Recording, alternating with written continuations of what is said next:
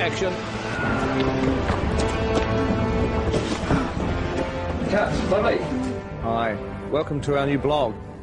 This time, we thought we'd talk a little bit about 3D. Get a good look at your opening shot. Yeah, okay, there you go. Just arm in a little closer. Just watch your back.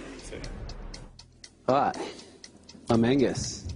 Welcome to the world of 3D. Shooting The Hobbit in 3D is a dream come true. I mean, if I had the ability to shoot Lord of the Rings in 3D, I certainly would have done it. What I actually did on The Lord of the Rings is I had a 3D camera taking 3D photographs. Hopefully, one day, maybe even on 3D Blu-ray, we might be able to actually show you some of the 3D photos from 10 or 12 years ago. 3D, and I've got reading glasses. It's all good. But now, the reality is that it's not that difficult to shoot in 3D.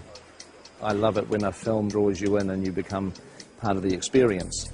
And 3D helps immerse you in the film. The essence of our camera system is a camera called the Red Epic. Really, it's this thing that enables us to shoot 3D on The Hobbit. But of course, to shoot 3D, you actually need two cameras. The problem that we have in the cinema world is that the lenses that we use are so large that we cannot get an interocular similar to a human's, which is the separation between your eyes. For us to get the two cameras as close together as possible, they have to shoot into a mirror.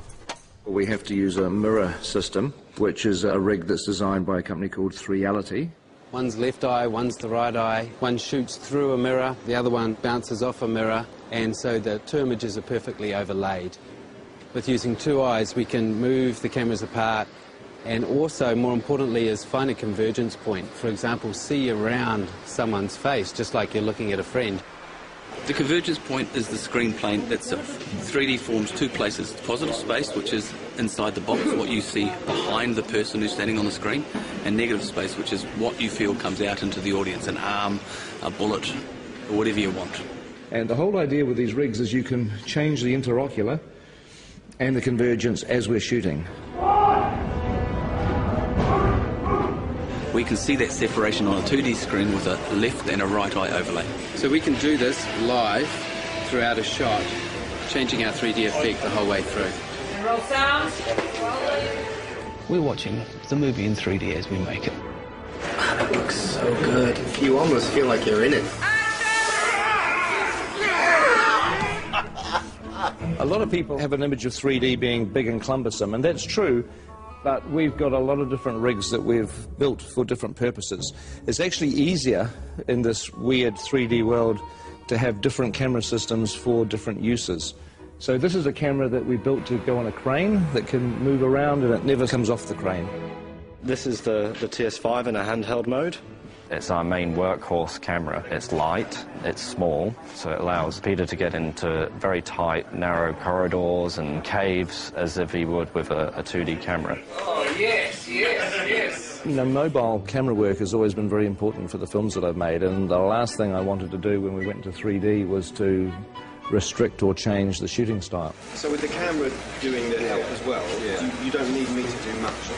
It was very important for The Hobbit that we feel like the same filmmakers have gone back into Middle-earth to tell a new story. We're shooting at the same speed as you'd shoot 2D. Dollies, cranes, Steadicam, we put it on the shoulder and we shoot handheld. The same as we would always shoot a movie.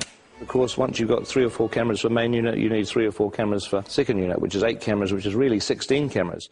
This is the world of the Hobbit camera department. We have 48 Red Epic cameras, and they're on 17 3D rigs. This one's called Walter, which was my grandfather. This one's Ronald, my uncle. Emily was Fran's grandmother. Perkins was actually Fran's dog. Witchy Poo, Frank, Bill is my dad. Fergus is the name of one of our pugs. Tricky Woo, that's the name of Pekingese. Stan is another one of our pugs. There's cameras called John and Paul, George and Ringo, who are not relations of mine. Are we having fun? Yay! We're not shooting film, we shoot digitally. We shoot onto these cards, which slot in the side of the camera. And each one of these is 128 gig. On top of that, you're shooting at 5K resolution. A very sharp, clear image. Needs like a chart, but, you know, like 5K's there, 4K's about there, and then your 1080, Home TV is down here, so it gives you sort of an idea of the amount of information that we're actually capturing on these. Let's do another one of those. 48 frames, yes. Yep.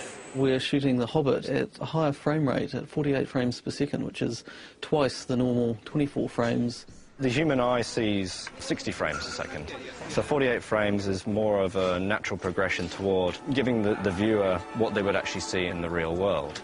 The people who have seen scenes of The Hobbit at 48 frames a second often say that it's like the back of the cinema has had a hole cut out of it where the screen is, and you're actually looking into the real world.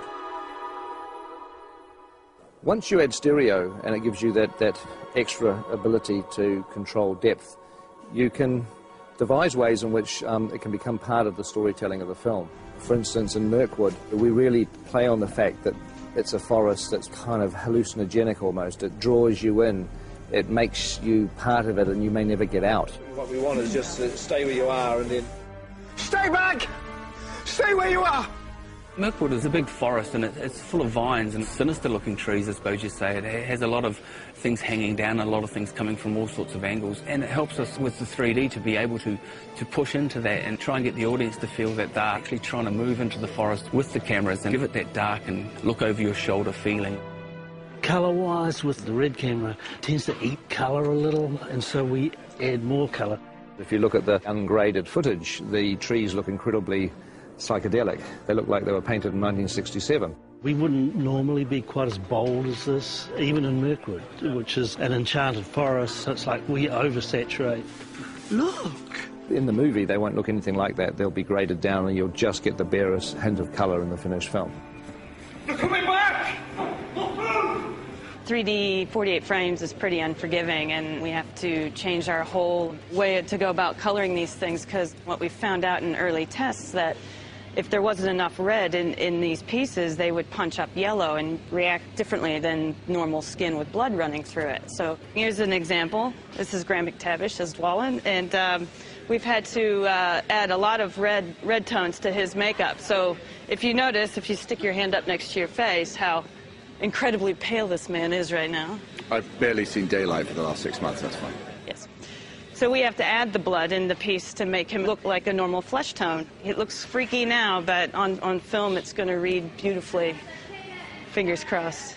With the 3D HD stuff, it is amazing how when people's hair moves around on the wigs, it has to actually be the real thing. It has to be real hair. And you find, because the number of frames a second you're using and so on and so forth, if you've got real hair moving around, it just looks real. I've never worked on a film that's 48 frames per second and uses the cameras that we're using. It's challenging to look for fabrics that work. I know full well that a fabric that we bought ages ago for a dressing gown for Bilbo would probably make people feel sick if they saw it on camera. It's got spots on it with a little spot inside it, and it would just be like someone throwing stones at your face, I think. So I've avoided that fabric like the plague. It's in very poor taste. Others are just a joy to behold, and the camera picks it up and the audience could see every last detail. So in that sense, it's really exciting. This film is really breaking new grounds in many ways as far as the technology of the filming goes. But John and I are still working in our time-honoured methods of pencil and charcoal, composing pictures in 2D. And we thought we'd try and come up with some way of actually incorporating a 3D aspect into the way that we were producing the concept art. That might communicate more clearly to Peter and to the other technicians. So what we're doing is 2 drawings. One is in red, one is in blue, and the 3D glasses have a red lens and a blue lens, one for each eye. Don't go too heavy on it. This is probably the first serious cinema production where the actual concept art has been done in 3D. Rather than sharing just the same office, we're actually sharing basically the same vision. Yeah. There's been a bit of a tendency for me to take on the blue, and obviously, you know, sitting on the right-hand side of the picture, it's easier to actually get your head around the left side. It doesn't make sense when you try and explain it like that. It's a huge help for Peter because we're actually proposing the full depths. I mean, it means Peter has to wear glasses when he looks at our art, but... Yeah. My God, coming at you, look at that. Whoa. If you happen to have a pair of glasses like these at home, you should be able to see the artwork in 3D. You look great. Very three-dimensional. You've definitely improved. I know. So I hope you found this blog interesting. I know it's a little frustrating because just about everything we've been talking about you can't actually see at the moment. You can't see the 3D, you can't see the 48 frames, you can't see the 5K, but you will. December 2012, you'll finally get a chance to see what we've been talking about. Anyway, I've got to get back to set. It looks like they're almost ready for me down there. We're actually shooting today, as you can see, in a pine forest, but it's not really a pine forest. It's a polystyrene and plaster pine forest. But very shortly, we're going to be leaving the studio and moving on to locations for a few months. So the next time we see you will be from a location somewhere in New Zealand. Catch up with you soon.